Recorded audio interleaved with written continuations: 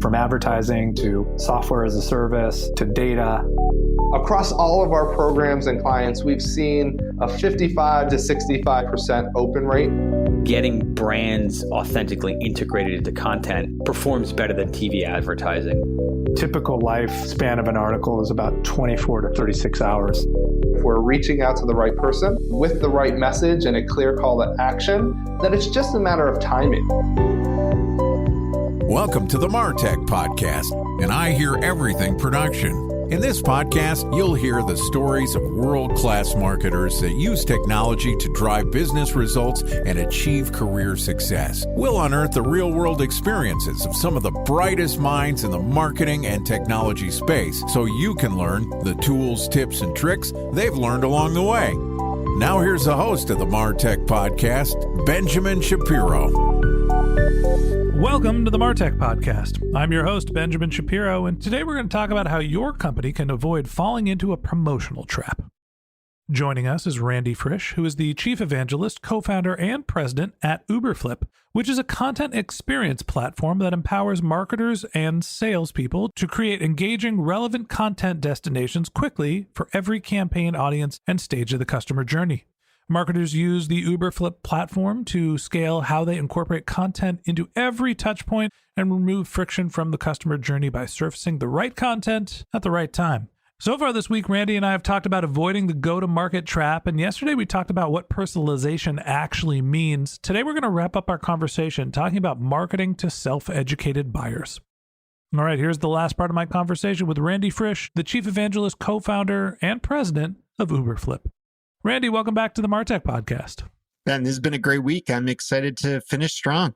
I'm really enjoying our conversations, and this is one I think actually is the most actionable for marketers of the week. It's not that the topics we covered, avoiding the go-to-market trap and what personalization really means, isn't impactful, but there is this large seismic shift in how buyers are consuming not only content, but engaging with brands. We've heard of product-led marketing. In reality, whether you're product-led, whether you're sales-led, whether you're marketing-led, buyers are continually trying to self-educate before they make a purchase decision.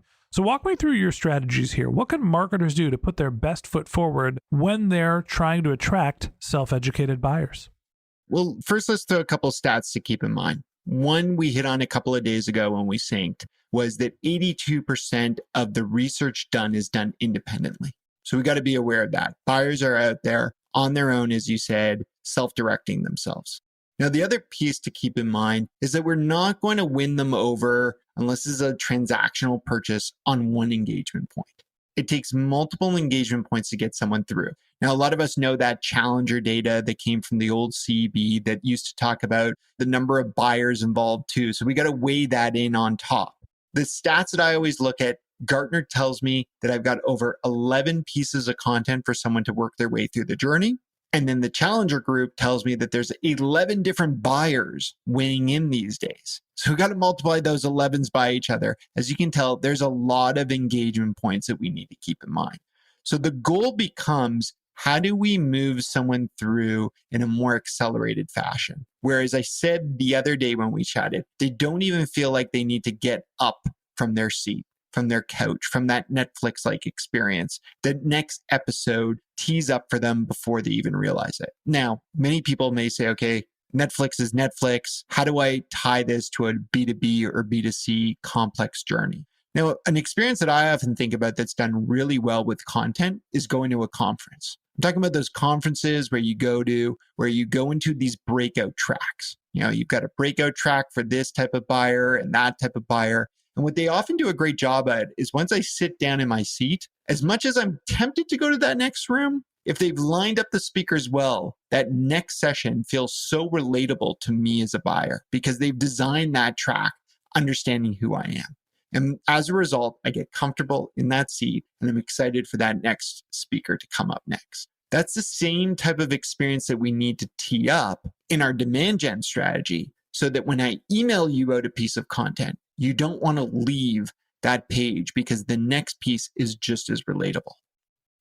I think the fear for a lot of marketers is that you're not going to be able to keep your prospects' attention forever. I can send you an email and I'm going to get you for a minute. I could have you subscribe to a podcast. I might get you for 15, but at some point you're not going to daisy chain all of the content together. So you need to be able to get someone's attention, get them to engage with a piece of content, get them to enjoy it, get value out of it, but then they're going to leave. And you have to build in another mechanism to be able to get them back. And that to me is the scary part of the self-educated buyer is it's very hard to control their attention and retention. How do you think about retaining your prospects' attention? How do you think about pulling them back into the sales funnel when they're the ones who are saying, I'm going to read this blog post and you're not going to know when or where, and then I got to figure out a way to get them back? You're dead on. And let's be honest, it's not as easy as it is watching a television show. I mean, I just binged the entire latest Jack Ryan series. Any good? It was good. It was good, actually. It's a lot harder, as you said. No one necessarily wants to sit there and take in 7 straight blog posts or 3 videos in a row. But what if we just inch our way up a little bit? Now, the reality is the average is very close to 1 engagement asset per interaction. And as you just said, Ben, that is very expensive. First of all, every time we send you to one of these assets, and remember, there were 11 assets that I need to get you through in a buyer journey. Every one of those is going to cost me money. I got to go back into my marketing budget to either run some sort of demand campaign, some sort of pay per click situation, sending out another email through my marketing automation platform. Throw on top of that all the costs. This really elongates that entire buyer's process. That's not great for your organization and your customer acquisition costs. And it's also not the experience that your buyers actually want. They don't want to have to wait and be nurtured over a number of weeks. They want to buy at their pace.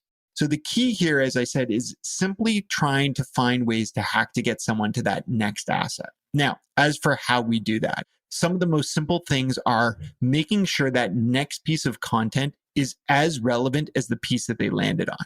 Now, that sounds really easy, but you'd be amazed at how many people serve the next piece of chronologically created content. We send you to our blog, and this blog post was created on February 15th, 2021. We're still sending people there, but the piece the day before happened to be Valentine's Day. So the next piece they're going to get is some sort of Valentine's Day related asset in the middle of May, right? That doesn't work. That doesn't make sense. What we need to do is we need to surround that core asset that they're engaging with other relevant content, which may have to vary both in topic, in format, and other factors. I think that there's other factors that go into this. Have you read $100 Million Offer, I think is the title of it, Alex Hormozi? I haven't gotten to that one. He's like the new podcast darling. It's a good business book. It was interesting about how to put an offer together, but a lot of what he talks about is the packaging of an offer and creating so much value that someone feels silly for essentially not becoming your customer. And a big component of that is building in things like scarcity. And we're not talking about buy in the next 5 minutes or it goes away. Often it is, we've got this much capacity. So if you want to be our customer, we've got 12 spots open this month. If you're really considering doing this, do your research, but know that it is a finite amount of resources that we can allocate to you, or there is a sale or an offer that is only valid for a certain period of time. But this notion of scarcity gets people from, all right, I'm going to read one blog post and I'm going to self-educate a little bit, but now I'm tired of consuming content. There's no real need for me to act now. Building in that idea of there is a purpose for me to make a decision, building in scarcity and trying to drive buyers towards the funnel, I think is an incredibly important part of the buyer journey, maybe now more than ever. I couldn't agree more. I think what you're hitting on is without a doubt the key in messaging, but ultimately the mechanism of what you're describing, Ben, is ensuring that every piece of content has a call to action that allows you to either subscribe. Someone could be listening to this podcast right now. If they love it, how do they subscribe to get tomorrow's? Easy. Click the follow button. Sorry, go on. Exactly. There you go. I lined you up there. In the same way, if someone is on your website reading something, if it's not subscribed, it might be get a demo. It might be sign up now for this special offer because only 12 people are going to get it. Whatever it might be, making sure that content is surrounded by the other elements of that journey that may no longer be that next piece. We went back to this idea of 11 pieces of content. What if the reality is it's way less? What if the answer is it's 6? As long as you put the right call to action, as you said, at the right time. And doing that can not just reduce the number of touch points, but it also reduces the speed, as we said, in which it takes to get you to that consideration stage. So what's the way that you can figure out the length of your buyer journey when you don't have the customers in front of you saying, hey, here's what I need to know to make my decision? The key there is the ability to track these engagement points. And that's really simple these days. You need the right systems to do this. You need to have the right tracking either on your blog that's being run by your CMS, or if you're in the luxury of having a content experience platform like Uberflip, that will be integrated right into your marketing automation platform or your attribution solution that you might be doing so that you can track that entire buyer journey. Understanding those key points that got someone not just to sign up and become a lead, but actually got someone to revenue. Being able to overlay those on an ongoing basis to understand those key points to get someone there, and then optimize your buyer journey to introduce those key points as early or just simply at the right time to get that conversion. So let me ask you one last question before I let you go. I'm curious, as we start to think about marketing to self-educated buyers, where you see the handshake is, what's the responsibility for marketers when it comes to self-educated buyers, and what does sales do these days? The first thing to me is consistency there. There needs to be consistency in terms of what's communicated, what content is shared, and alignment. You just asked me a question, how do we learn the most effective path? Part of that is salespeople need to be aware what marketing sent. They need to have visibility into that engagement inside of the CRM, inside of the marketing automation platform. And at the same time, marketing needs to know and arm sales to send complementary content out to the buyer.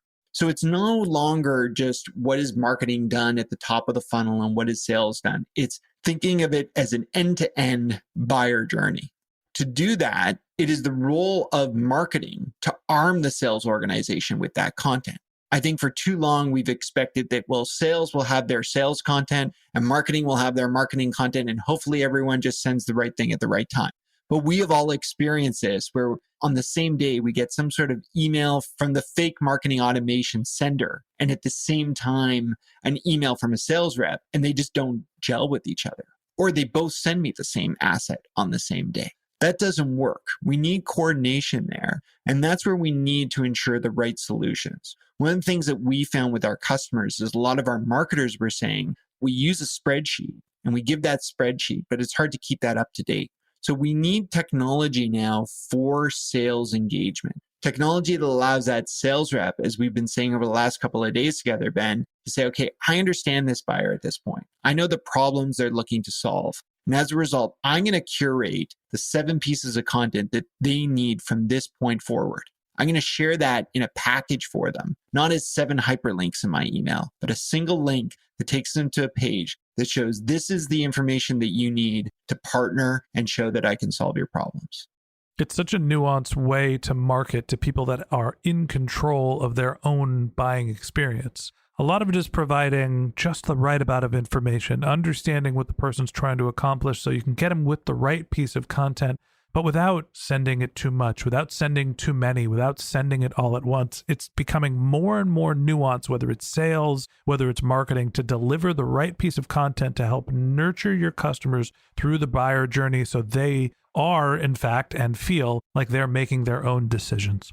And that wraps up this episode of the MarTech Podcast. Thanks for listening to my conversation with Randy Frisch, the chief evangelist, co-founder, and president of Uberflip. If you'd like to get in touch with Randy, you can find a link to his LinkedIn profile in our show notes. You can contact him on Twitter. His handle is Randy Frisch. That's RandyFrisch. Or you can visit his company's website, which is uberflip.com. You can also find Randy's book, Fuck Content Marketing. Yes, I said it, on Amazon. And you can also listen to his podcast, which is The Marketer's Journey, wherever you listen to your podcasts. Just one more link in our show notes I'd like to tell you about. If you didn't have a chance to take notes while you were listening to this podcast, head over to martechpod.com, where we have summaries of all of our episodes and contact information for our guests. You can also subscribe to our weekly newsletter, and you can even send us your topic suggestions or your marketing questions, which we'll answer live on our show. Of course, you can always reach out on social media. Our handle is MarTechPod, MarTechPod, on LinkedIn, Twitter, Instagram, and Facebook, or you can contact me directly. My handle is Ben J. Shap, BenJShap. And if you haven't subscribed yet and you want a daily stream of marketing and technology knowledge in your podcast feed, we're going to publish an episode every day this year. So hit the subscribe button in your podcast app and we'll be back in your feed tomorrow morning. All right, that's it for today. But until next time, my advice is to just focus on keeping your customers happy.